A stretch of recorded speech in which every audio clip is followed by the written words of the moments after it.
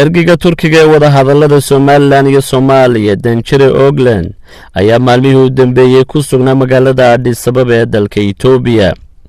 Shirar Somaliland ayaa waxa uu magaalada Addis kulamo kula yeeshay madax ka tirsan dowladda Itoobiya iyo waliba safiirka Soomaaliya oo fadhiya Addis. Sidoo kale waxa uu magaalada Addis ku qabtay kulamo kala duwan. bishan aynu ku jirnay 12 waxa uu Shiruhu kaga qayb galay magaalada Addis kulan lagaga hadlayay ammaanka iyo nabadgelyada gobolka Geeska Afrika oo uu ka jeediyay khudbad. kulankaas oo ay baahisay safaaradda uu Turkigu ku leeyahay Addis may soo bandhigin khudbadda uu ergaygu ka jeediyay halkaasi. jimcihii toddobaadka waxa uu magaalada Addis kula kulmay wasiiru dowlaha arrimaha dibadda ee Itoobiya Simon, waxaana war kooban oo ay wasaaradda arrimaha dibadda ee Itoobiya baahisay ku sheegtay in Shirar Somaliland iyo wasiiru dowlaha Itoobiya ay ka wada hadleen arrimaha dalka Soomaaliya. wasiiru dowlaha arrimaha dibadda ee Itoobiya Simon waxa ay kulan la yeelatay ergayga gaarka ah ee Turkiga ee Soomaaliya. wasiiru dowluhu waxa ay ka warantay dadaalada Itoobiya ee caawinta dhismaha nabadda, ammaanka iyo abuuritaanka isdhexgalka dhaqaale ee gobolka Geeska Afrika.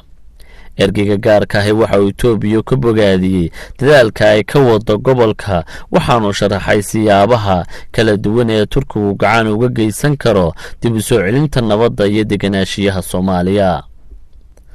sidaas ayaa lagu yidhi qoraal lagu baahiyay barta Facebook ee wasaaradda khaarijiga Itoobiya, laakiin may soo hadal qaadin in ergaygani uu yahay danjiraha Turkiga u qaabilsan wada hadallada Somaliland iyo Somaliya.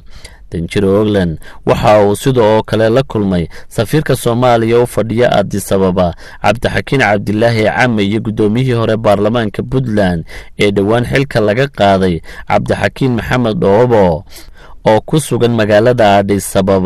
labada ninba waxa ay dhalasho ahaan ka soo jeedaan Somaliland, waxaase ay ka soo horjeedaan qadiyadda madax-bannaanida ee Somaliland.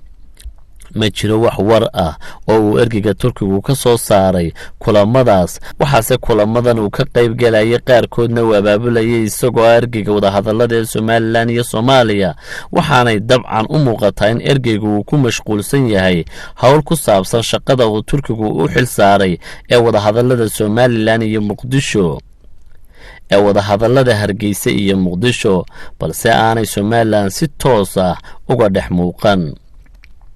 lama garan karo in xukuumadda madaxweyne bixi la socoto dhaqdhaqaaqyadan diblomaasiyadeed, laakiin ma jiraan cid xukuumadda Somaliland ka tirsan oo uu Shiruhu baahiyay inuu la yeeshay kulan intii uu ku sugnaa magaalada Addis.